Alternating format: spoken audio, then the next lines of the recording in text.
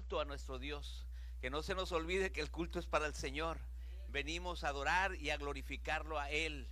Entonces, hermanos, tenemos que prestar atención a la palabra, tenemos que cantar con entendimiento, tenemos que adorar a nuestro Dios, orar con entendimiento, porque venimos a presentar nuestros cuerpos en sacrificio vivo, santo y agradable a Dios. Ese es el culto racional. ¿Ok? Con entendimiento. Ese es el culto con entendimiento que le damos al Señor. Presentar nuestros cuerpos vivos.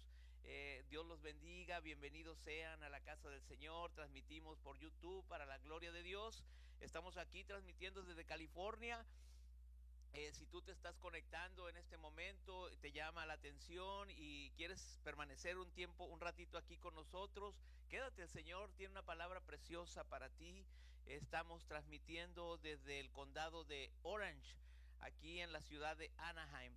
Y la verdad que nos da mucho gusto que estén aquí, cada uno de ustedes, los que están también conectados por el video de YouTube. Vemos aquí caras de familia, todos somos de casa. Esperemos que vengan más nuevos, más invitados. Se inviten, hermano. ¿Qué vas a hacer este domingo? No, pues nada, te invito a lavar ropa, no, a lavar al Señor. Y así, hermanos, tráiganselos aquí a la casa de nuestro Dios. El Señor tiene palabras preciosas. Bueno, hermanos, vamos a orar y vamos a poner este servicio, bueno, esta palabra, que el Señor use al siervo para que cada uno de nosotros podamos ser confrontados, edificados, que podamos tener nosotros animados a seguir adelante, desafiados por la palabra. Y vamos a ponernos en las manos del Señor. Padre, aquí estamos. Muchas gracias, Señor. Gracias por darnos este precioso día domingo, soleado, hermoso, Padre, en el cual venimos como iglesia, venimos a reunirnos, Señor, a rendirte culto a ti. Tú eres el único, Señor, que merece, Padre, que dejemos todas las actividades, todos los quehaceres, todas las cosas, Señor, por venir a seguir adorando aquí, Señor, en tu casa junto con mis hermanos. Gracias por eso. Y aquí está tu siervo, Señor. Pues me pongo en tus manos, Señor, porque yo vengo aquí con temor, con temblor, Señor. ¿Por qué? Porque tu palabra es santa, tu palabra es perfecta y yo no, Padre. Por eso te pido que me ayudes. Vengo, Señor, ante ti, porque yo no puedo hacerlo con mis conocimientos, palabras, sino que es tu palabra, Señor. Pero tú me vas a usar, Señor, y te lo pido, que me uses, Padre, para tu gloria. Que cuando ellos, Señor, y yo, así como yo escucho la palabra, Señor, cuando la estaba preparando, pueda ser tocado, Señor, así también que ellos cuando escuchen tu palabra puedan ser tocadas esas fibras, ese corazón, para que haya cambios, transformaciones a través de tu Santo Espíritu, Señor, y que puedan darte gloria a ti por lo que estás hablando, Señor. Que tomen esta palabra, Señor, con humildad y que esta palabra, Señor, sea como una semilla y que esa tierra ya esté lista, preparada, como dice mi hermano. Venimos a alimentarnos, venimos a recibir alimento, Señor, y eso es lo que estamos haciendo. Gracias te damos, Señor, por el alimento de tu palabra, que cada uno de aquí salga edificado, Señor, para tu gloria. Todos nosotros decimos amén, amén. Bueno, hermanos, vamos a sentarnos, hermanos, bueno, ustedes.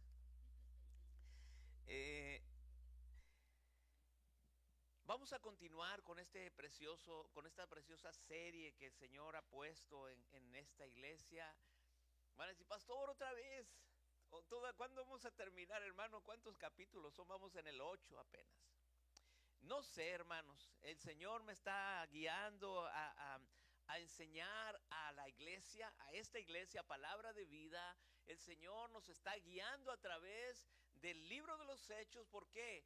No nomás queremos ser una iglesia bíblica que hable la Biblia, que hable las verdades bíblicas, sino que también queremos que esta iglesia viva la palabra.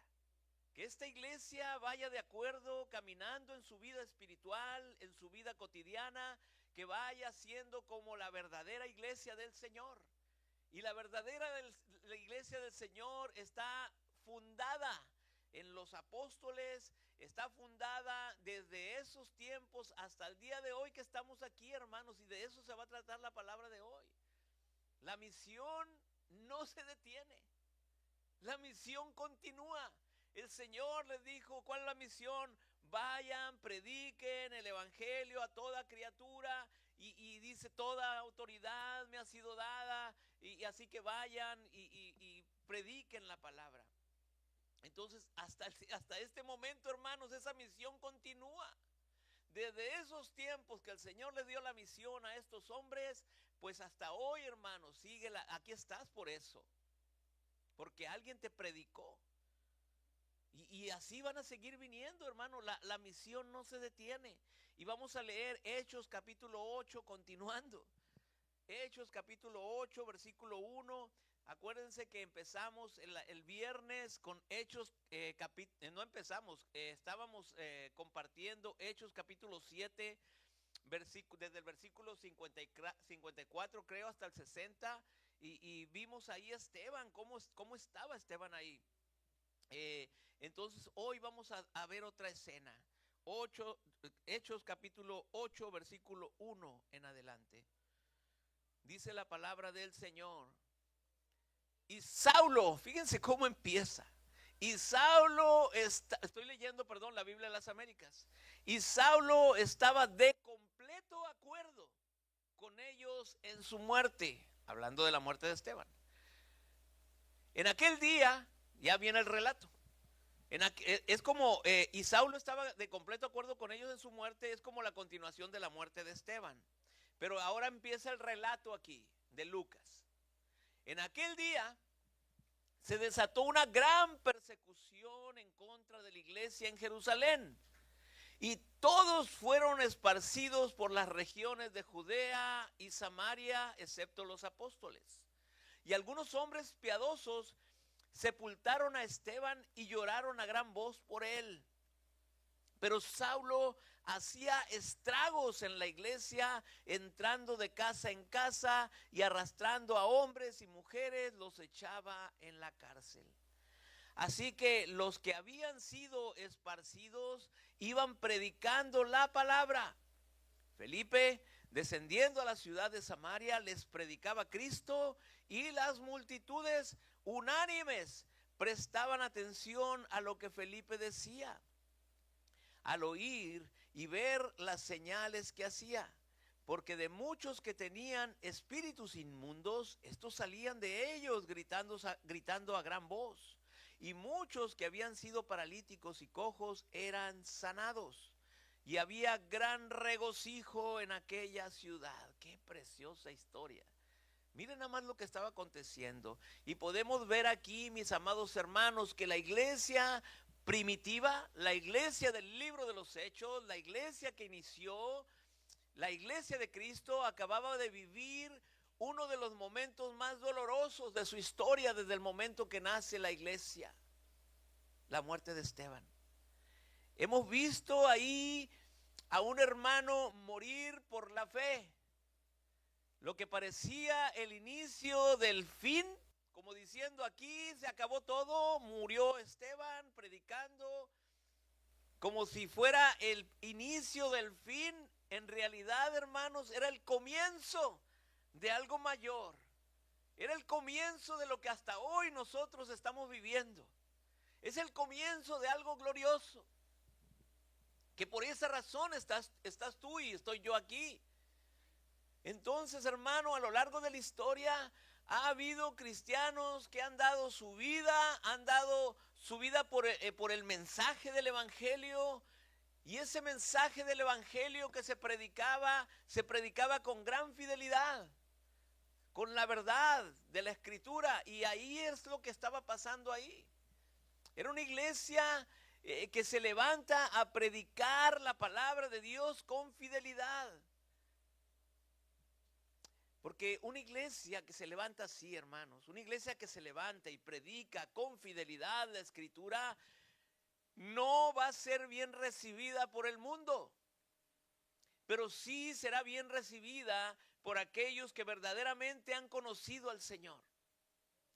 Lo que tenemos y que hemos visto en esta parte de la historia, en este texto que acabamos de leer, son hermanos que han hecho un compromiso con Dios. Ellos eran unas personas que se comprometieron a dar su vida por Cristo. Tenían ellos un compromiso de poner la verdad del Evangelio por encima de sus propias vidas. La verdad del Evangelio por encima de su integridad. Lo primero que nos encontramos hoy, hermanos, en el versículo 1 del libro de los Hechos, es que esa persecución iba a conducir a una gran expansión. Como les dije el viernes pasado, les compartí de que el mayor problema de una iglesia, o decir algo de que la persecución no es tan grave como la comodidad de una iglesia, porque la persecución los llevó a orar, la persecución los llevó a clamar, la persecución los llevó a ayunar, y en cambio la comodidad es más peligrosa.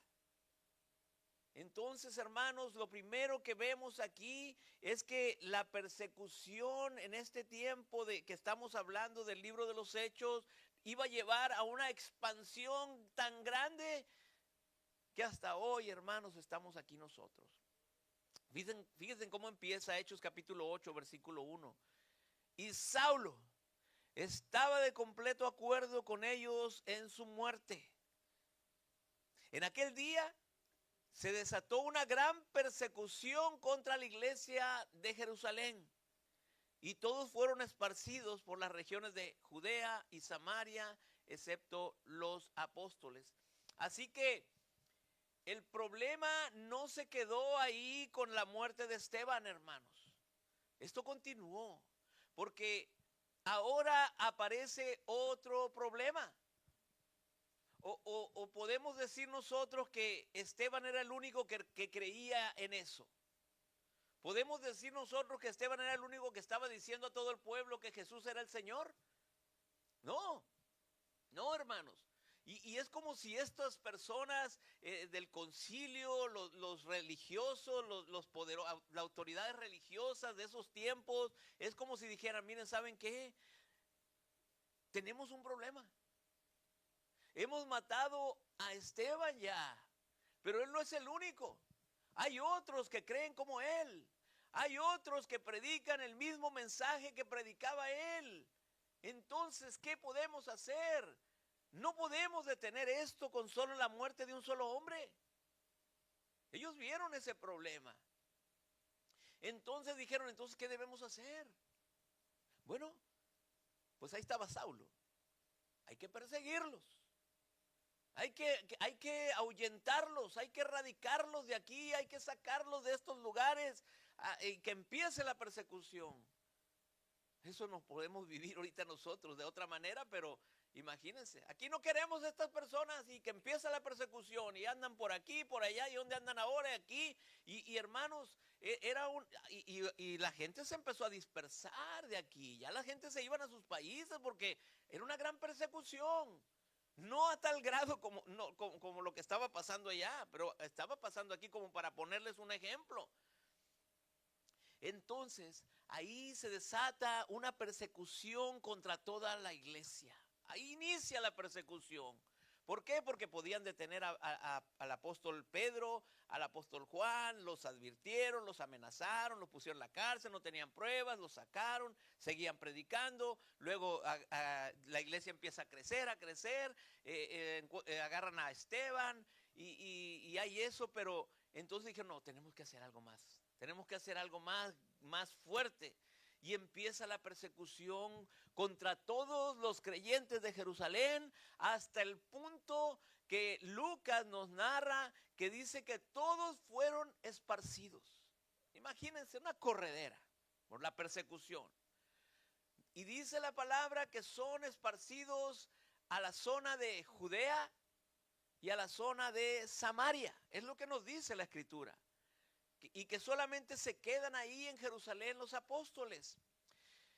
Nuestro Señor Jesús se los advirtió. Ellos sabían que eso les iba a pasar, que iban a ser perseguidos por causa de él, y se los dijo en muchas ocasiones. Y puedo rescatar en el Sermón del Monte, en Mateo capítulo 5, versículo 10. Mateo 5, versículo 10, allá atrás. ¿Quién está ok, Mateo 5, versículo 10. El Señor Jesús, hablando en el Sermón del Monte, les advierte, como en otras ocasiones, dice: bienaventurados aquellos que han sido perseguidos por causa de la justicia. Fíjense cómo lo pone aquí.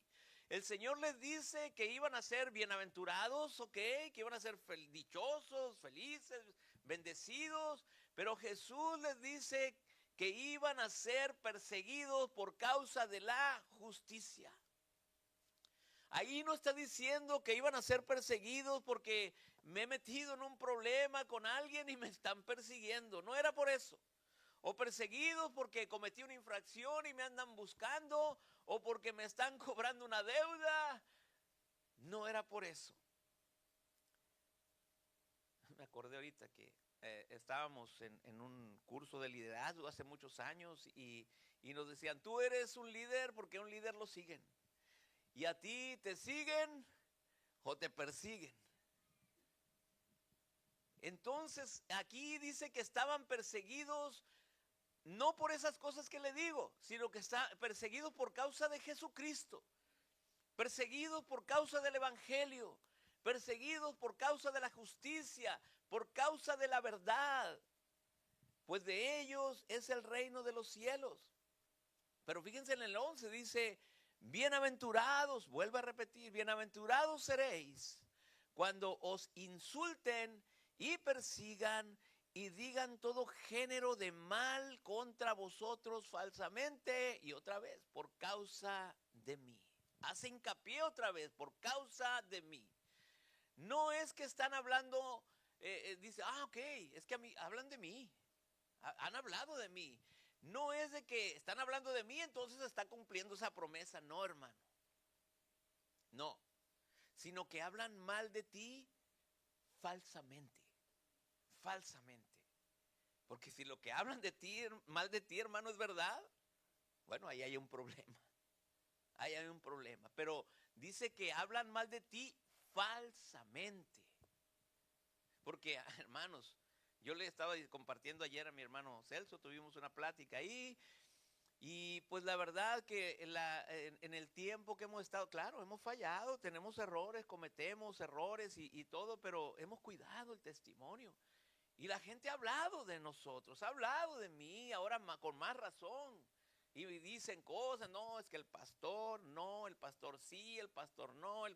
Hermanos, y yo le digo: ¿saben qué? Que mejor digan, que hablen de mí falsamente. Que no hablen de mí verdades, hermano, porque si todo lo que hablaran fuera verdad, pero no es así. Entonces, asegúrate que cuando hablen de ti, porque van a hablar de ti, que sean mintiendo. Que sean mintiendo.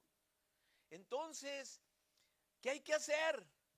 ¿Qué hay que hacer ante eso? Cuando hay persecución, como dice el Señor Jesús, cuando hablen mal de ti falsamente por causa de mí. Entonces, ¿qué hay que hacer? Dice aquí en el versículo 12 de Mateo 5. ¿Qué hay que hacer? Regocijaos, alegraos, gozaos, porque vuestra recompensa en los cielos es grande. Hermano, no te preocupes. Nada más, si van a hablar de mal de ti, que sean mintiendo. ¿Por qué? Regocíjate, alégrate, porque su recompensa en los cielos es grande, porque así, ahí está la comparación. Porque así persiguieron a los profetas que fueron antes que ustedes. Dice ese texto que también a los profetas los persiguieron. ¿Y qué hacían con los profetas? Los perseguían, ¿verdad? ¿Para qué? Para matarlos. Para matarlos, para callarlos. No son como los profetas de ahora, ¿eh? No, esos te dicen las maravillas. No, que tú vas a hacer, traes la unción de Pablo, que tú traes, no, hermano, que el manto apostólico de no sé qué, no, hermanos, esos son los profetas de ahora. El verdadero profeta confrontaba. El verdadero profeta llamaba al arrepentimiento. El verdadero profeta le decía a la gente que debía volverse al Señor o iba a venir juicio contra ellos. La misma línea, hermanos. La misma línea que hemos estado llevando a cabo cuando se predica la verdad. Quieren callarla. La misma línea que vemos en Juan el Bautista. Generación de víboras. Arrepiéntanse. ¿Y qué le costó? La cabeza. Lo mismo que vemos en nuestro Señor Jesús. ¿Qué decía el Señor Jesús? Arrepentíos y convertíos porque el reino de los cielos aquí ha estado. Aquí está. Le decía a la gente que debía volverse al Señor, así como Juan el Bautista. Entonces, ¿qué le costó al Señor Jesús también? Su vida. Lo mismo que podemos ver en el apóstol Pedro, como lo empezamos a ver, predicando el mensaje poderoso a los judíos, lo llevó a la prisión junto con el apóstol Juan. Eso es lo que le pasó, los intentaban callar. Así que desde los profetas en el Antiguo Testamento hasta los apóstoles del Nuevo Testamento, a Juan el Bautista, al Señor Jesús, predicar la verdad y confrontar el pecado ha traído persecución. Claro.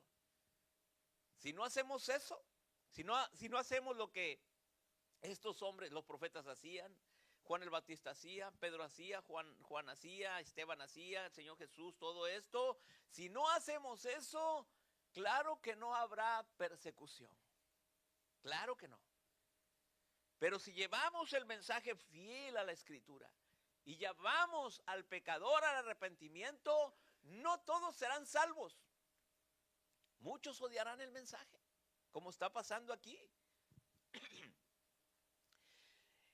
Y mira lo que dice el apóstol Pablo en 2 de Timoteo capítulo 3, versículo 12. 2 de Timoteo capítulo 3, versículo 12. Dice la palabra, y en verdad, aquí está afirmando el Señor, y en verdad, digo el apóstol Pablo, es 2 de Timoteo 3:12, ¿no? Sí, ok. Y en verdad, todos los que quieren vivir piadosamente en Cristo, ¿qué dice? Serán perseguidos. ¿Quieres vivir piadosamente en Cristo? Bueno, pues serán perseguidos. Serán perseguidos. Pero si tú no quieres vivir piadosamente en Cristo, o sea, vivir piadosamente es vivir en santidad, pues nadie te va a perseguir. ¿Por qué? Porque puedes ir tranquilo ahí a convivir con el mundo. No te molesta nada de ellos. No le llamas a todas las cosas que hacen, no lo llamas malo. No corriges ningún pecado. Por lo tanto, no van a haber una diferencia entre tú y ellos. No hay motivo para perseguirte. Pero el motivo de la persecución llega cuando la luz de la verdad, cuando la luz de Cristo viene, ¿y qué es lo que hace esa luz? Expone las tinieblas, las descubre.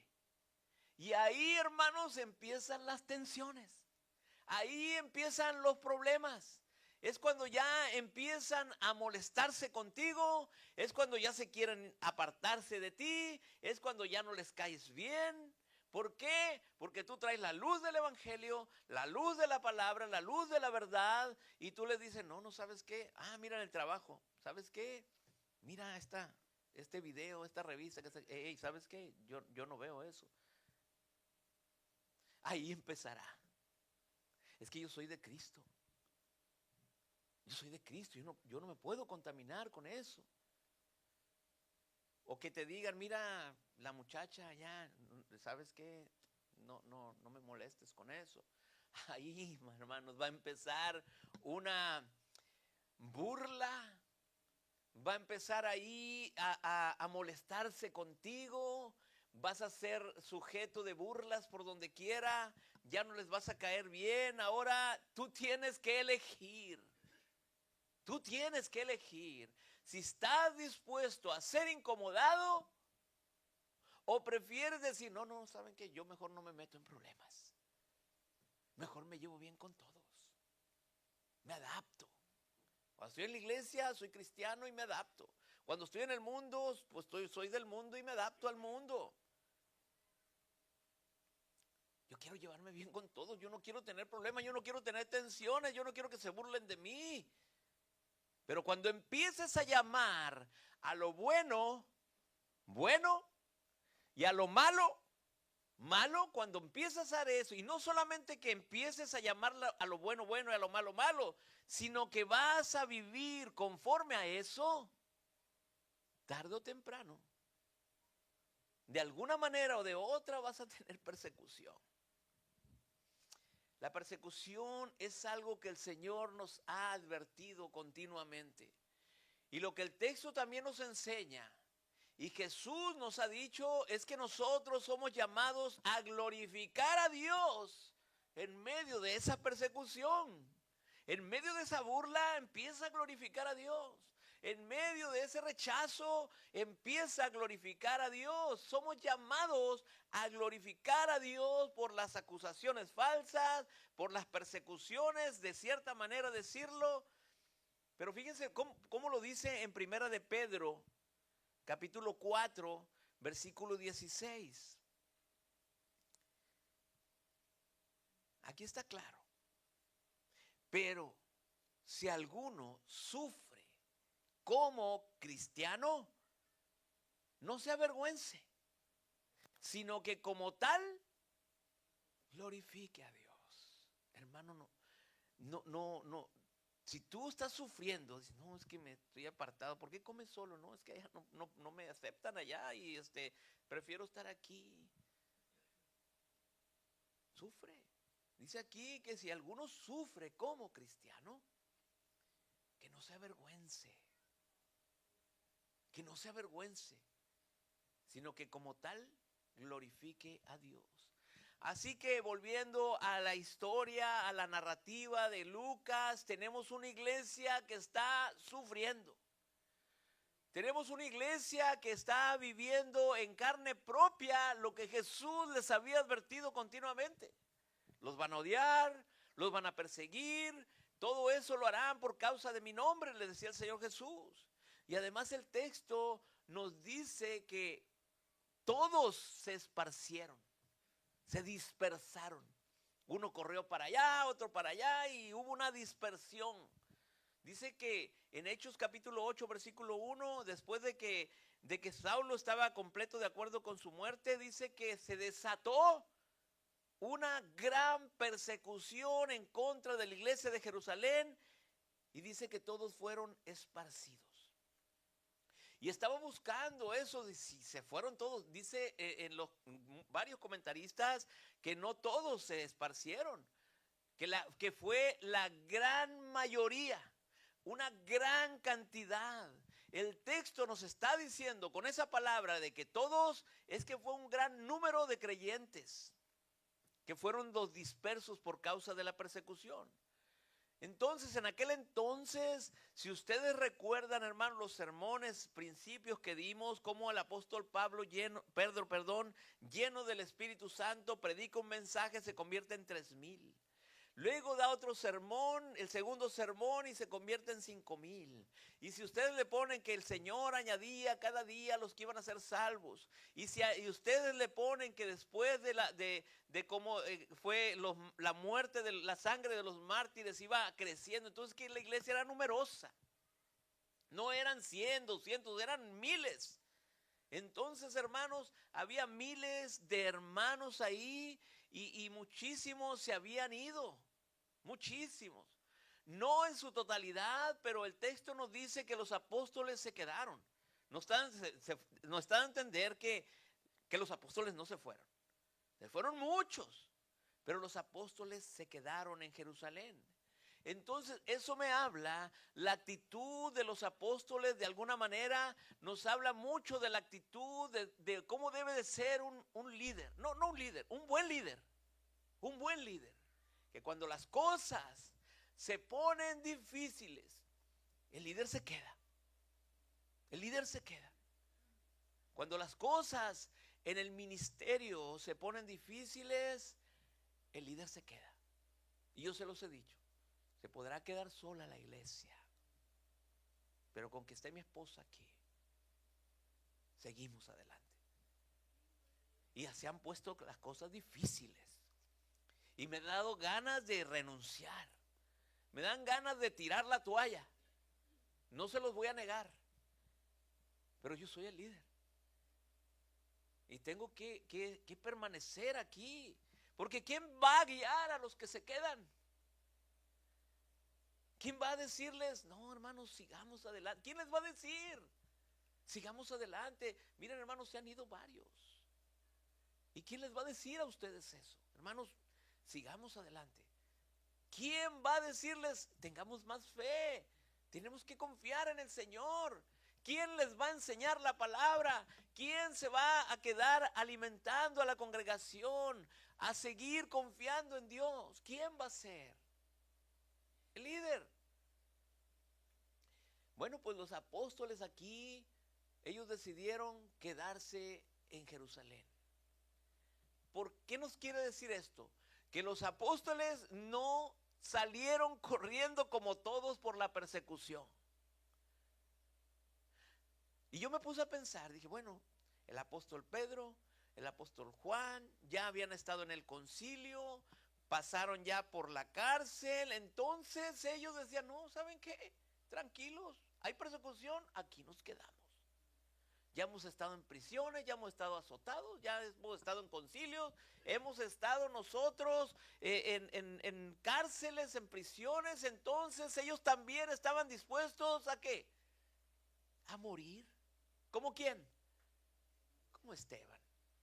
Dijeron, nosotros vayan, se quieren dispersar, que se vayan, nosotros nos quedamos. Hermanos, un buen líder en los peores momentos no sale corriendo. ¿Por qué? Porque un buen líder, como lo dijo una hermanita aquí, tenemos que dar ejemplo. Tenemos que dar ejemplo de fe, tenemos que dar ejemplo de firmeza. Entonces la actitud de estos apóstoles que se quedaron no solo nos muestra que son el fundamento y que siguen enseñando, sino que también nos muestra el carácter de alguien que en los momentos más duros, en los momentos más difíciles, tienen que ser ejemplo de fe. Yo tengo que ser ese ejemplo de fe como líder de aquí de esta iglesia. Tengo que ser ejemplo. Por eso, hermanos, como dice la escritura, y yo quiero leer en la versión Reina Valera, este pasaje que les voy a leer porque lo dice en Hebreos capítulo 13, versículo 7 en Reina Valera. Fíjense cómo lo dice. Acordaos, ¿de quién? De vuestros pastores, que os hablaron la palabra de Dios. Considerar, fíjense hasta eso, yo les digo, consideren mi fe. Considerar cuál haya sido el resultado de su conducta. ¿Y qué más dice? Imitad su fe. Entonces, hermano, yo tengo que ser ejemplo. Para que ustedes, hermanos, en los momentos difíciles, mira, para que ustedes digan, bueno, mira lo que está pasando el pastor. Es más, hasta algunos dicen, pobrecito, espero. Mira cómo está el pastor. Y continúa. Miren, hermanos, las actitudes que tomamos frente a situaciones difíciles puede ser un reflejo del evangelio que vivimos para otros. El cómo enfrentamos nosotros una dificultad puede ser una muestra viva que le dice a la gente, bueno, ¿saben qué? Cristo vale más. Cristo Y yo lo puedo decir, hermanos, imiten la fe y no crean que tengo una gran fe, simplemente yo creo en lo que dice la palabra. Y si el Señor, en los momentos difíciles, digo yo, no, Cristo vale más. ¿Por qué? Porque el Señor Jesucristo me sostiene. ¿Están las cosas difíciles? El Señor me respalda. ¿Que falta esto? El Señor me provee. ¿Que me siento triste? El Señor me consuela. ¿Que me siento débil? El Señor me fortalece. Y no solo es un ejemplo mío, amado hermano. No solamente me estoy poniendo yo como ejemplo, sino que tú también. Tú también eres un ejemplo de muchos momentos en tu vida. Han venido dificultades en tu vida y tu fe ha permanecido. Han venido muchos momentos, por algo estás aquí. Porque has luchado. Porque han venido momentos tristes y tú tienes que pensar así. Así esa fe tienes que tener. Estoy triste, pero el Señor, tengo un consolador, tengo el Señor que me consuela. Estoy débil, el Señor me fortalece. Hermanos, por eso tenemos que predicar el Evangelio. Pero manifestemos el poder del Evangelio con esa fe que les digo. ¿Tienes una fe que Cristo te sostiene? Bueno, predica a Cristo. Si es Cristo el que te sostiene, si es Cristo el que te fortalece, si es Cristo el que te consuela, si es Cristo el que te provee, bueno, pues entonces predica el Evangelio y manifiesta el poder de esa palabra, del Evangelio, con esa fe, con esa perseverancia que has mostrado. Y cuando lleguen las dificultades, nos encuentren, hermanos, parados sobre la roca. Que nos encuentren así, que se vea lo que tú les hablas, lo que tú les predicas. Los apóstoles hicieron eso, con esa actitud. ¿Y qué fue lo que pasó? Bueno, pues llenaron de ánimo a la iglesia. Pero hay algo mejor todavía. Fíjense lo que dice el versículo 1. Ahí nos enseña que Dios siempre cumple lo que quiere hacer. Miren, estamos viendo nosotros Hechos capítulo 8, versículo 1, pero vamos a invertirlo. Vamos a ver lo que dice en Hechos capítulo 1, versículo 8. Al revés. Estamos leyendo 8:1, ahora vamos a leer 1:8. ¿Qué dice Hechos capítulo 1, versículo 8? Pero recibiréis poder cuando el Espíritu Santo venga sobre vosotros. Y aquí está la clave. Y me seréis testigos, ¿dónde? En Jerusalén. ¿Y en dónde más? En toda Judea. ¿Y en dónde más? En Samaria. ¿Y dónde más? Hasta los confines de la tierra. ¿Y sabes qué era lo que estaba pasando? Y me pareció bastante interesante. Es que la iglesia ahí en Jerusalén estaba creciendo, pero solo en un lugar. ¿En dónde? En Jerusalén.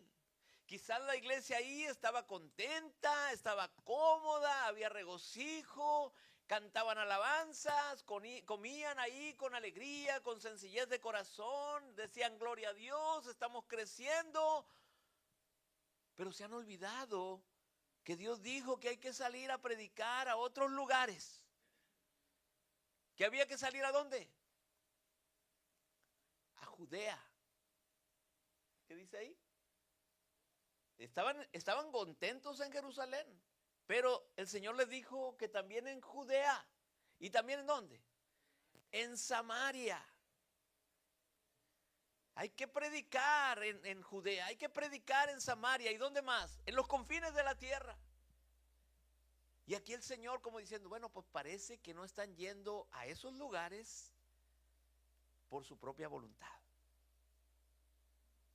Y cuando no van por su propia voluntad, como Jonás, no fue a Nínive. Y el Señor dijo, pues yo me lo llevo, yo lo llevo. Y así como Jonás no quería ir a Nínive, el Señor lo llevó. Y si la iglesia no quiere salir de Jerusalén, pues el Señor dijo, pues yo la saco. Y cuando el texto dice que llegó la persecución, dice que salieron corriendo y los hermanos se esparcen ¿a dónde? Hechos 8:1 al revés. Se esparcen a Judea, se esparcen a Samaria. Hermano, Dios tiene control de toda la historia. Dios controla toda la historia. La iglesia del Señor va a llegar donde Dios dice que va a llegar. Y la iglesia no va tomando los pasos por iniciativa propia. El Señor hará que tomemos nosotros los pasos. Porque si fuera por nosotros, hermano, aquí nos quedamos bien cómodos. Y el Señor hace que nos muevan los piecitos. La iglesia acabará haciendo lo que Dios ha dicho que va a hacer. La iglesia va a hacer lo que Dios dice. Y Dios dijo, ¿qué dijo Dios entonces? Si Dios va a hacer lo que dijo que iba a hacer, entonces Dios dijo que su pueblo debía ser testigo en Jerusalén, pero también en Judea, y también en Samaria, y hasta los confines de la tierra. Y tras esa persecución que el Señor les provoca para decir, hey, muévanse. Dice que se llenó de la palabra toda Jerusalén, ok, ya se llenó, pero no se mueven, ok, ahí va, persecución. Entonces dice que el Señor que iban a cumplir lo que Él les dijo, que serán testigos en Jerusalén, Judea, Samaria, los confines de la tierra. Y tras esa persecución, el pueblo ahí está en Jerusalén y acaba de llegar a Judea con la persecución. Acaba de llegar a Samaria. Dios es soberano. Dios hace lo que quiere. Y ahora vamos a ver cómo unos hombres, para pasar el versículo 2, cómo unos hombres sepultaron a Esteban. Acuérdense. Hechos 8:2 dice, y algunos hombres piadosos sepultaron a Esteban y lloraron a gran voz. Y me llamó la atención y quise hacer como para poder ir así expositivamente. Dije, bueno, aquí yo puedo sacar que lloraron a gran voz la muerte de Esteban. Y el hecho de llorar a gran voz por él, miren, hermanos, nosotros los creyentes pensamos que cuando nosotros perdemos un hermano en la fe, tenemos que estar gozosos porque sabemos que está en la presencia del Señor. Y es verdad, nos gozamos cuando un hermano en la fe muere, y nos gozamos en cierta forma, hermanos, de que mire, está con Cristo, está en la gloria, Él está con el Señor. Pero somos seres humanos, tenemos derecho a llorar. Claro, hay gozo porque está en Cristo, pero nuestra parte humana está en un proceso de luto cuando fallece alguien. Y llorar por la pérdida de un ser querido es comprensible. Y acabamos de ver ahí un linchamiento. No encontraba la palabra.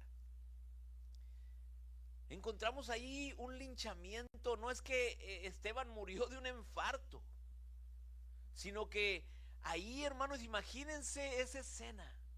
Ahí lo tiran, lo sacan de donde estaba acusándolos, culpándoles, diciendo que eran pecadores, los sacan enfrente de todo públicamente y arremeten contra él y empiezan a lanzarle piedras.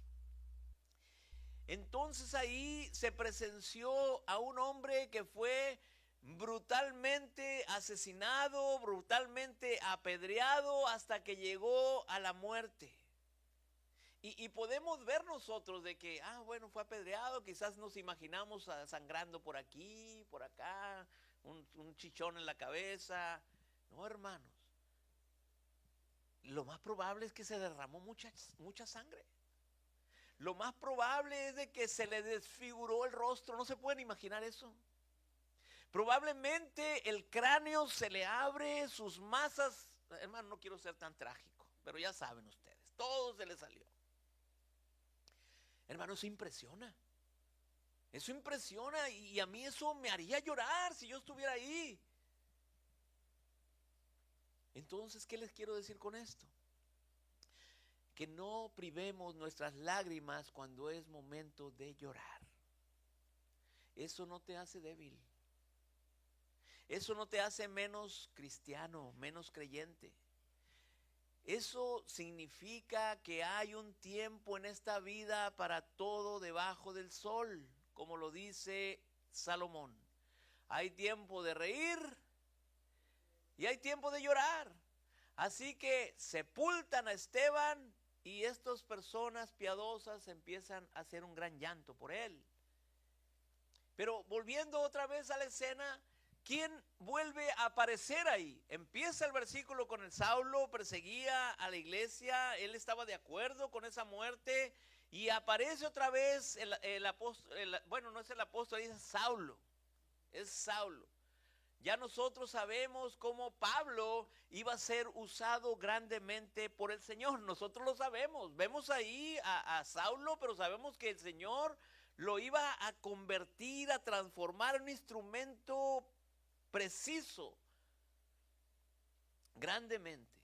Pero fíjense, acuérdense que ellos no lo sabían. Ellos no sabían lo que iba a hacer el Señor con él. Ellos ahí solamente ven a un hombre lleno de odio, ven a un hombre lleno de rabia y veían a un hombre que estaba persiguiendo ferozmente, tenazmente a la iglesia. Eso era lo que ellos veían nada más. Pero miren cómo dice el versículo 3.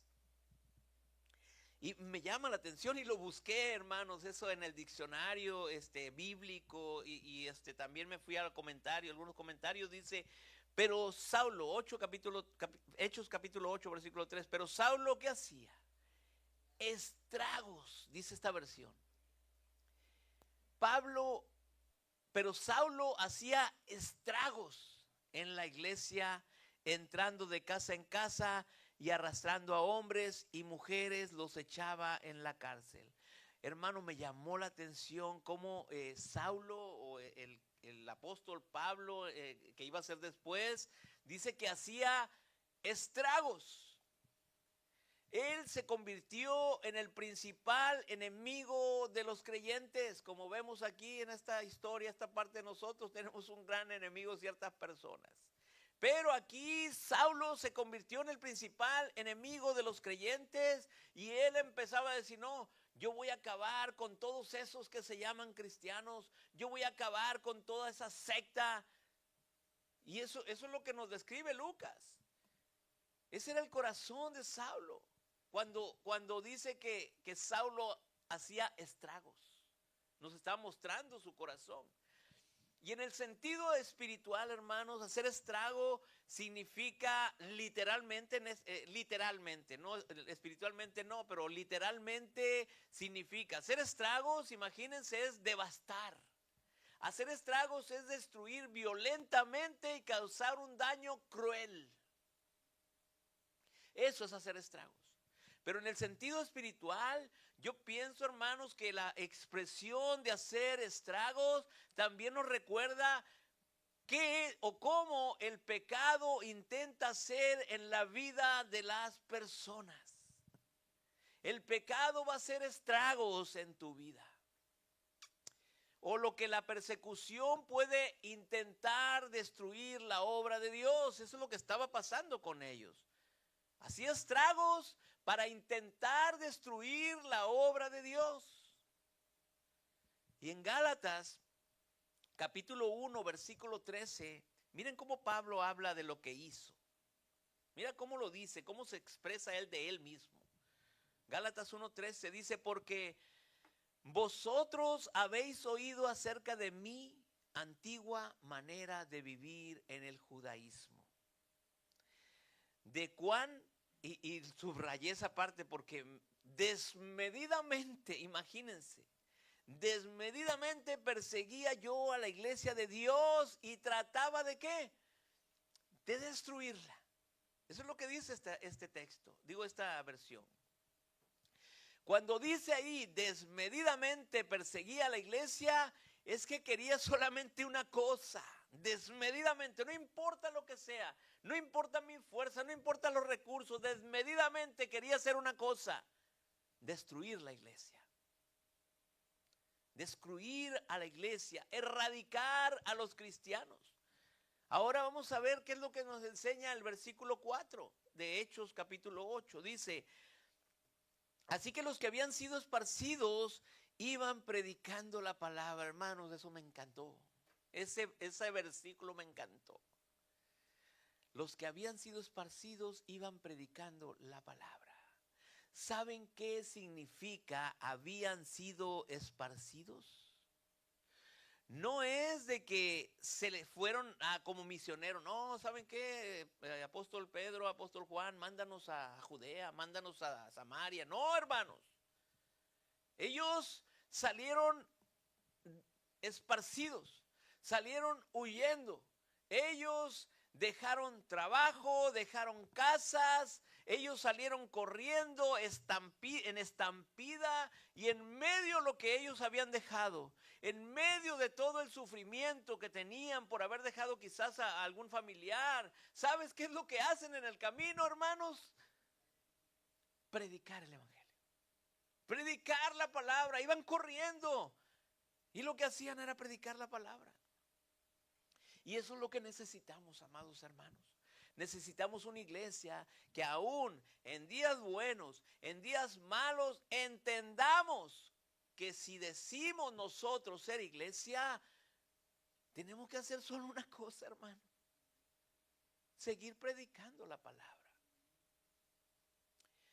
Pues estos hermanos salieron corriendo. Perdieron sus casas, perdieron sus trabajos, quizás sus familiares.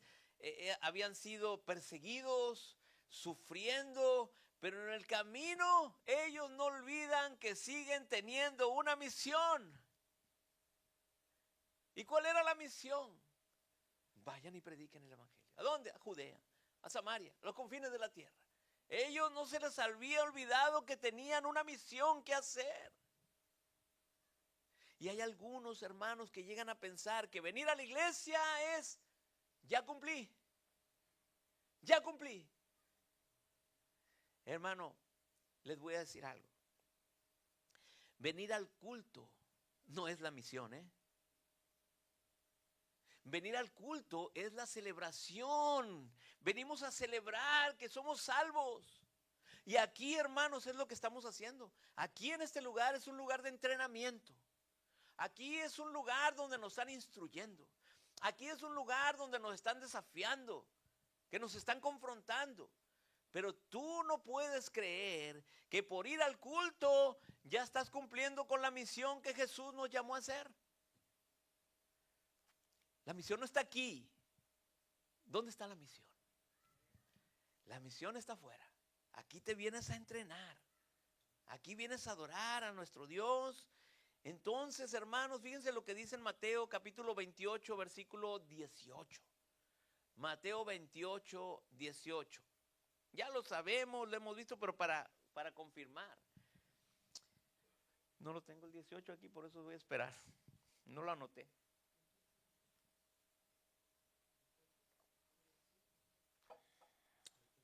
Ahí está. Y acercándose Jesús, les habló diciendo: toda autoridad me ha sido dada. ¿Saben qué quiere decir eso, hermanos? Todo poder, toda autoridad me ha sido dada en el cielo y en la tierra. Entonces, cuando dice eso, dice: entonces, si me dieron esa autoridad, yo les digo: vayan, id, pues, y haced discípulos de todas las naciones, bautizándolos en el nombre del Padre y del Hijo y del Espíritu Santo, enseñándoles a guardar todo lo que os he mandado. Y he aquí, y me encantó esto: yo estoy con ustedes todos los días. ¿Hasta cuándo? Hasta el fin del mundo. Qué precioso. Nos manda una misión, pero dice: ¿saben qué? No se les olvide que yo voy con ustedes, Yo voy con ustedes. Les doy una misión. Estas personas estaban sufriendo por la persecución, pero Cristo con ellos.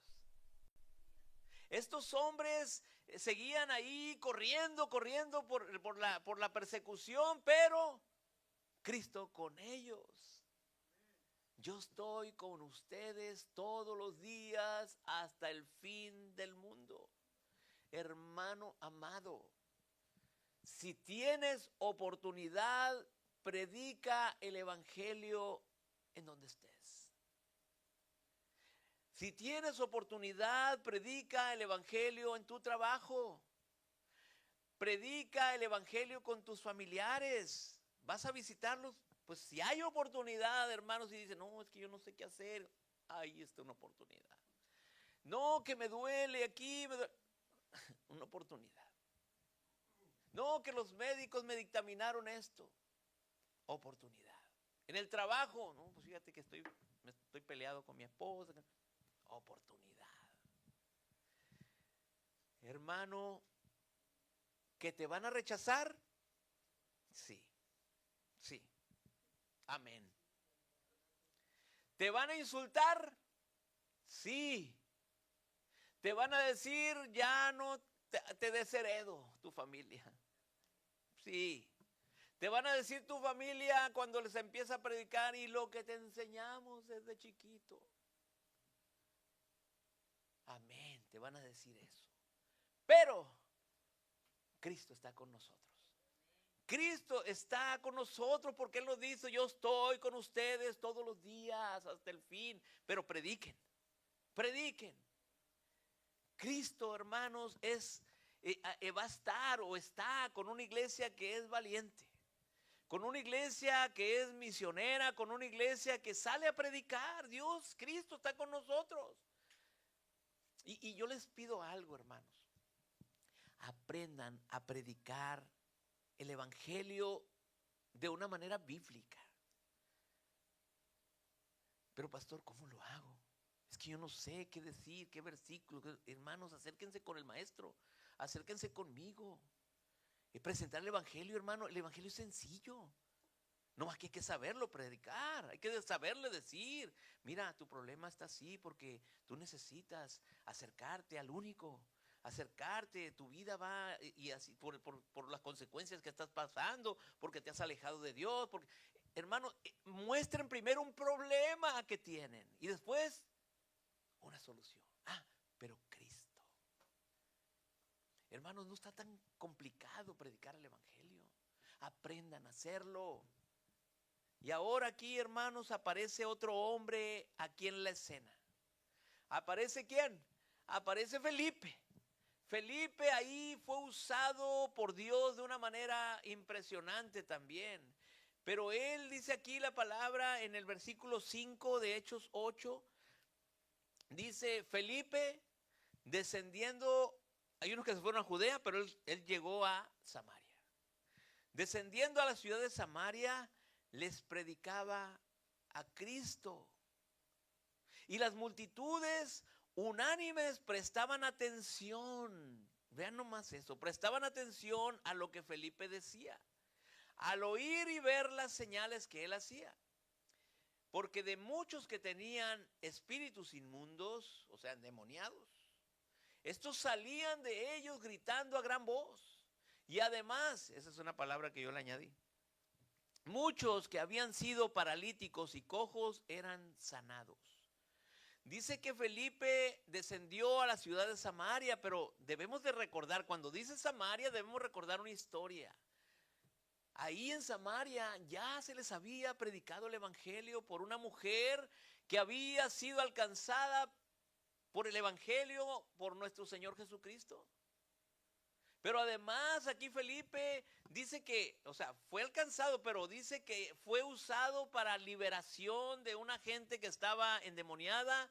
Y también Dios lo usó en señales, en prodigios. Dice la palabra que los paralíticos se levantaban, que los cojos eran sanados. Pero también recuerden, amados hermanos, que Felipe, acuérdense cuando pidieron diáconos, ¿se acuerdan? La elección de diáconos, dijo, escojan 7 hombres de buen testimonio, llenos del Espíritu Santo, y escogen primero ¿a quién? A Esteban. Y ya vimos la historia de Esteban, ¿ok? Y luego ¿a quién? A Felipe. Es el segundo que nombran ahí. Entonces Felipe era uno de los 7 diáconos escogidos para servir. Entonces, hermano, Esteban es el primero en la lista de los 7 y el segundo aparece siendo usado por el poder de Dios, es Felipe. También Esteban fue usado de gran manera por el Señor, Esteban. Y entonces, hermanos, la misión que estaban pasando ellos, hermanos, puede decir uno, bueno, la misión que el Señor nos manda, podemos decir que la misión es imposible para nosotros. ¿Por qué es imposible? Porque ir a predicar a alguien muerto es imposible. Sí. ¿Cómo estábamos nosotros? Muertos. ¿Ok? Y allá la gente que tú le vas a predicar es una gente muerta en delitos y pecados. Por eso la misión es imposible para nosotros, porque ir a predicar a muertos es imposible. No podemos nosotros darle vida a alguien que ya murió. No podemos decirle o darle vista a alguien que está ciego. Nosotros no podemos hacer eso. Están muertos en delitos y pecados y están ciegos porque no ven lo que el Señor les dice. Entonces yo no puedo levantar a alguien que ha muerto, yo no puedo darle vista a alguien que está ciego, y no podemos hacer que un incrédulo crea. No lo puedes hacer. Es una misión totalmente imposible para ti y para mí. Claro, si vemos la misión como una perspectiva puramente humana, entonces mejor, hermanos, desistamos a eso. Pero si tú estás hoy aquí, ¿qué es lo que significa? Si tú y yo estamos aquí, ¿qué significa? Que más de 2000 años después de lo que estamos hablando, estamos aquí. Estamos aquí. Entonces la misión ha dado fruto. ¿Y por qué ha dado fruto si la misión es imposible, pastor? ¿Por qué da fruto si la misión, usted nos dice que la misión es imposible? ¿Saben por qué? Por lo que Jesús dijo. Toda autoridad me ha sido dada. ¿Qué está diciendo? Yo tengo el poder, no tú. Yo voy contigo, ¿eh? El poder no es tuyo. Yo voy contigo. Vas a predicar, yo voy contigo porque el poder no es tuyo. El poder es mío, porque si vas a predicar, yo voy contigo, yo te lo prometí. Toda autoridad ha sido dada, o sea, todo el poder yo lo tengo y yo estoy con ustedes. La misión es imposible para nosotros, pero la misión no es imposible para quien va con nosotros. Yo no tengo que darle vista al ciego, amado hermano. Yo no tengo que hacerlo. Yo no tengo que darle vida al muerto. Yo no tengo que darle fe al incrédulo. Si eso fuera, hermanos, mis familias, tus familias ya estuvieran creyendo. Yo no tengo que darle fe al incrédulo. Yo no puedo hacer que ellos crean. ¿Quién lo hará? Él lo hará. Él lo hará. Yo no puedo hacerlo. Nosotros solamente tenemos que hacer hablar, predicar.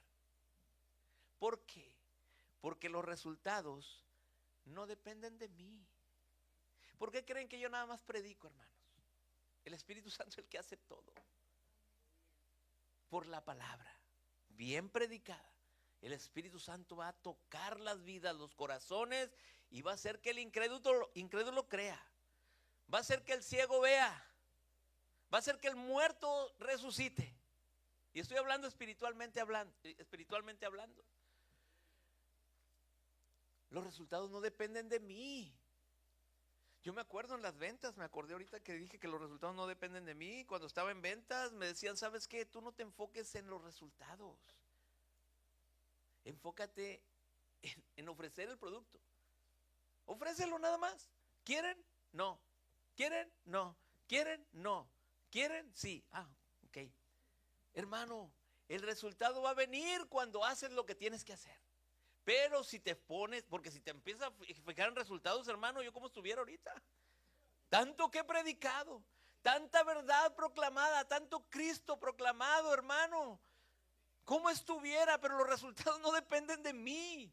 ¿Yo qué es lo que tengo que hacer? Predica, predica, habla.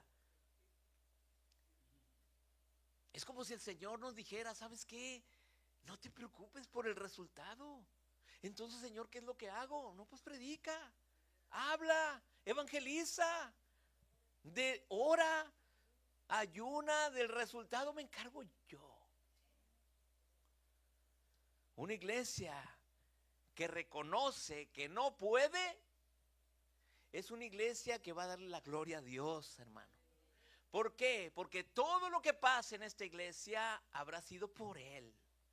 Si esta iglesia se llena, no es por mí, no es por ti, no es porque predicamos bonito, nada, es por Él. Porque yo puedo decir, yo no puedo, tú tampoco puedes. Entonces, Señor, tú puedes. Y el Señor lo hará y le daremos gloria a Él. Dios no te va a pedir resultados, amados hermanos. Dios solo te quiere que seas tú fiel, que seas fiel. Pero eso sí, no cambies el mensaje. No cambies el mensaje, solamente di la verdad. A muchos les va a doler, eso sí. Di la verdad. Di la verdad. No, que no acepto a Cristo, pues te vas al infierno. Eso es la verdad. Eso no te encargues si Él va a creer o no. Tú encárgate de decir la verdad. Y mira cómo termina el texto, hermanos. Ya les voy a dar esa noticia. El texto, dije, no yo. Gloria a Dios. Ya estaban cerrando Biblias, yo sé. Todavía faltan como 3 versículos más. Sí, no, hermano, no vaya a poner música, porque yo no soy esos que ahí están, el pastor predicando y la musiquita del piano ahí, todo el servicio. No, hermanos, eso es controlar emociones. La palabra se predica como es, no necesitamos no necesitamos un piano. Mira cómo termina. Hechos 8:8. Esto me gustó. Y había gran regocijo en aquella ciudad. O sea, vean todo lo que pasó. Perseguidos, predicando, Samaria, sanando cojos, paralíticos, levantando paralíticos, muertos. Y había gran gozo en aquella ciudad. Pero la pregunta es, vamos a invertir. Esto es Hechos 8:8, pero ¿qué fue lo que leímos en 8:1? ¿Qué había cuando empieza el texto? Ahorita estamos hablando del 8, estamos terminando. Pero ¿cómo empezamos? ¿Que había qué? Una gran persecución. Pero me gusta cómo acaba el texto porque dice, había aquí gran regocijo. Empezó con una gran persecución y terminó habiendo un gran regocijo. Solamente Dios hace eso, amado hermano. Solo Dios transforma una situación de persecución en regocijo, en fiesta. La persecución continúa, sí, cierto, continuó la persecución, porque después de que ellos predicaron en Judea, en Samaria, la persecución continuaba. Los seguían persiguiendo. La persecución llegó empezó de Jerusalén, continuó ahí en Judea, continuó en Samaria, y los hermanos seguían sufriendo. Entonces, si ellos siguen en persecución, si ellos siguen sufriendo, entonces, pastor, ¿por qué dice que hay regocijo? ¿Por qué había regocijo? Muy buena pregunta. Porque nuestra mayor alegría, debemos saber cuál es la mayor alegría que nosotros tenemos. No debe de ser cómo estamos nosotros aquí en esta tierra. Esa no debe ser nuestra mayor alegría. En esta tierra va a haber sufrimiento, en esta tierra va a haber situaciones difíciles, en esta tierra va a haber despidos en los trabajos, en esta tierra van a llegar enfermedades, en esta tierra va a haber pérdida de seres queridos, llanto, persecución, pero, hermano, nosotros somos un pueblo diferente. Somos un pueblo diferente. Sabiendo que vamos a pasar todo eso en esta tierra, nosotros somos diferentes. ¿Saben por qué la gente del mundo, la gente que no quiere nada con el Señor, sufre? Porque su alegría está ahí afuera. Su alegría está en el mundo. Cuando ellos están contentos es porque están tomando, divirtiéndose. Esa es su alegría. Los de ahí de afuera, hermanos, la alegría que les produce a los de ahí de afuera no es segura. Nuestra alegría es segura. La alegría que ellos tienen allá es temporal. La de nosotros no. Como creyentes, hermanos, nuestra alegría no está vinculada a cosas materiales. Porque va a haber pruebas en el camino, va a haber tristezas. ¿Y cómo nos pueden decir la gente y ustedes cómo consiguen tener alegría en medio de esas pruebas que también nosotros tenemos? Porque nosotros también sufrimos igual que ellos. Padecemos igual que ellos, pero ellos dirán, bueno, ¿y ustedes por qué tienen alegría en medio de todas esas dificultades? ¿Por qué? Porque nosotros celebramos que somos salvos. Celebramos nuestra salvación. Y cuando hay fe en Jesús, cuando hay salvación, la alegría llega a cualquier lugar, así como llegó a Samaria. Cuando hay salvación, la alegría llega. Espero, hermanos, que te alegres de tu salvación, de la salvación que el Señor te otorgó. Que haya alegría por eso, que haya alegría y que sepas tú a dónde vas. Esa es una alegría. Pero fíjense cómo dice aquí, cuando hay salvación hay alegría en Primera de Pedro capítulo 1, versículo 8 y 9. Dice nada más aquí, voy a esperar para ir leyendo juntos. Dice aquí, a quien sin haberle visto, le amáis. Y a quien ahora no veis, pero creéis en él, fíjense, te está hablando. Y os regocijáis grandemente con gozo inefable y lleno de gloria. Mira aquí, no lo has visto, lo amas, no lo ves, pero crees en él. Te regocijas grandemente con gozo inefable, lleno de gloria. Así que debemos de sentirnos nosotros. ¿Por qué? Porque le amamos. Porque creemos en él y nos da regocijo grandemente con un gozo inefable lleno de gloria, obteniendo como resultado de vuestra fe, por el resultado de creer en él, ahí está el resultado, obteniendo como resultado de haber creído en Jesús, de haberle amado a Jesús, la salvación de vuestras almas. ¿Qué hay como resultado de haber creído? Regocijo, gozo inefable. Entonces, si no estás disfrutando tanto, ni con tanto gozo, es porque quizás se te ha olvidado la salvación que tienes en Cristo. Hay un cantito, ¿no? Que viejito que dice, no puede estar triste un corazón que alaba a Dios. Y cuando alabas a Dios es porque te regocijas de tu salvación.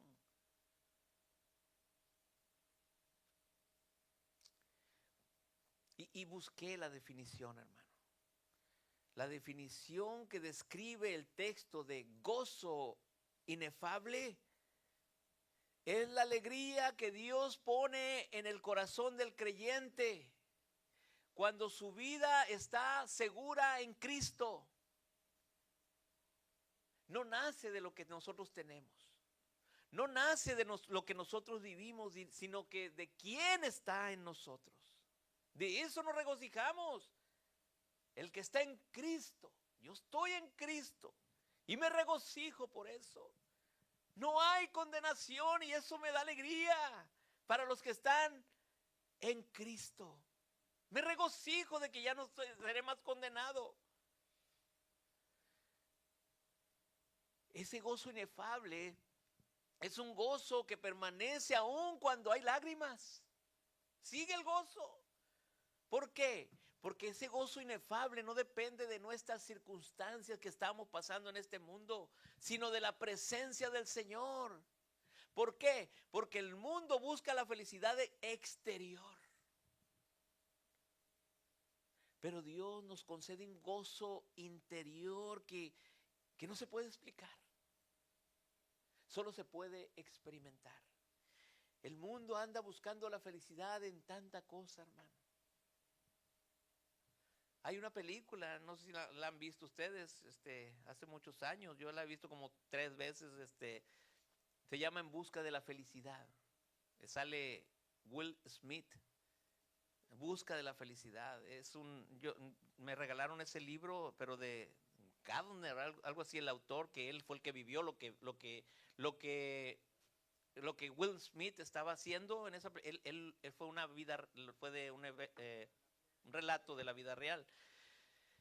Y ahí mencionan que la búsqueda de la felicidad era dinero. Pero muestran ahí un sufrimiento de un hijo.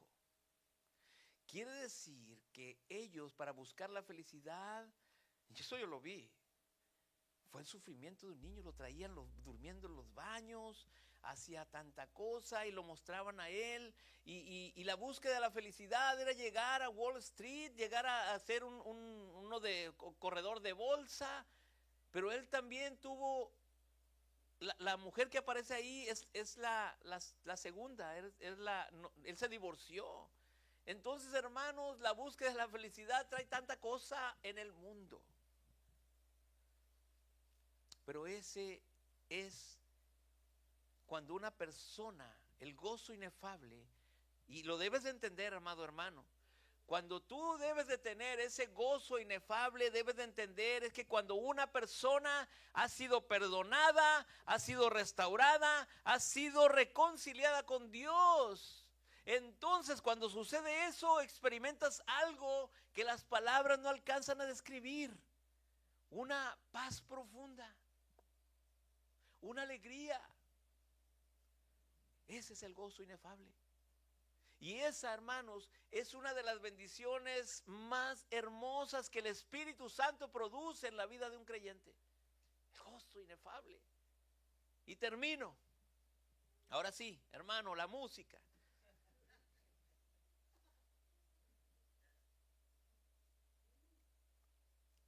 Termino con un versículo solamente. En honor a Esteban, en honor a todos los que han muerto en la fe, en honor a todos los de Nigeria, Sudán, el Congo, Corea del Norte, y etcétera, etcétera, etcétera. Un versículo para recordarles que su muerte no fue en vano. Para recordar que por la muerte de muchos de ellos, nosotros estamos aquí. Eso, hermanos. Y es Juan capítulo 12. Juan capítulo 12, versículo 24. Hablando Jesús. Fíjense lo que dice aquí. ¿Qué era lo que pasaba con los mártires? Con la sangre derramada, crecía la iglesia. Y era como la sangre derramada, como decía Tertuliano, que la sangre de los mártires eran semillas. Dice Juan 12, 24. En verdad os digo que si el grano de trigo no cae a tierra y muere, queda solo. Pero si muere, produce mucho, me incluyo, fruto. Por la muerte de muchos estamos aquí. Fue por la muerte de uno que vimos la iglesia del Señor crecer. Fue por la muerte de hermanos que la iglesia ha ido hasta, como estamos aquí, hasta los confines de la tierra. La palabra del Señor se cumple. Judea, Samaria y confines de la tierra. Estamos aquí, hermano. La iglesia ha llegado a todo tipo de lugares. Así que no olvidemos que nosotros pertenecemos a una iglesia cuyo cabeza es Cristo. Nos redimió con su sangre y que cuyos hermanos que predican fielmente la palabra todavía siguen dando su sangre. No les importa. Los arrastran. Allá les quitan las iglesias, les destruyen las iglesias, las queman las iglesias y ahí están en banquitos todavía predicando la palabra. Fíjense cómo empieza la historia. La historia comienza con muerte y persecución, pero termina con gozo. Así obra Dios. Así obra Dios. Y a ti te digo, si me estás viendo o si estás aquí,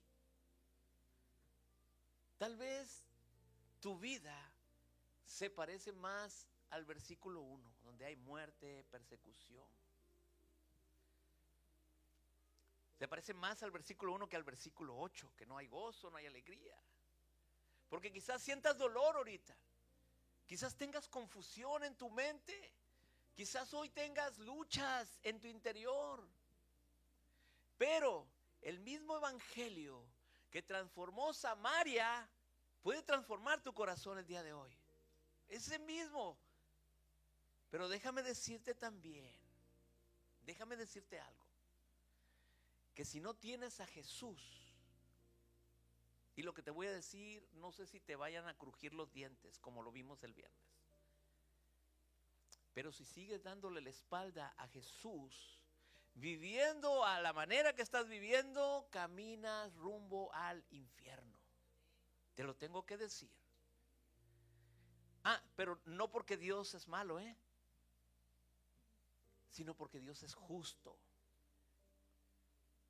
Y tú eres un pecador que no has decidido arrepentirte. Tienes que correr a Cristo para salvación de tu alma. Arrepentido. Y hoy te digo, además, arrepiéntete de tus pecados. Pon tu fe en el único, en Cristo, para ser salvo. Y encontrar, amado amigo, familiar, que puedas encontrar ese gozo inefable que hablamos ahorita, que solamente Él puede dar. Y si tú estás en este momento así, ora al Señor y dile, nos ponemos de pie. Dile, Señor Jesús, díselo creyendo. Señor Jesús, he escuchado este mensaje y ha hablado a mi corazón. Reconozco que soy un vil pecador, porque he decidido llevar una vida que me ha apartado de ti, Señor. He vivido de acuerdo a mis deleites. Y quizás me han predicado en alguna ocasión y he rechazado. Pero hoy yo quiero ese gozo. Tengo problemas. Estoy luchando con mi enfermedad. Estoy luchando contra mis adicciones. Estoy luchando con estos problemas. Pero yo quiero ese gozo inefable.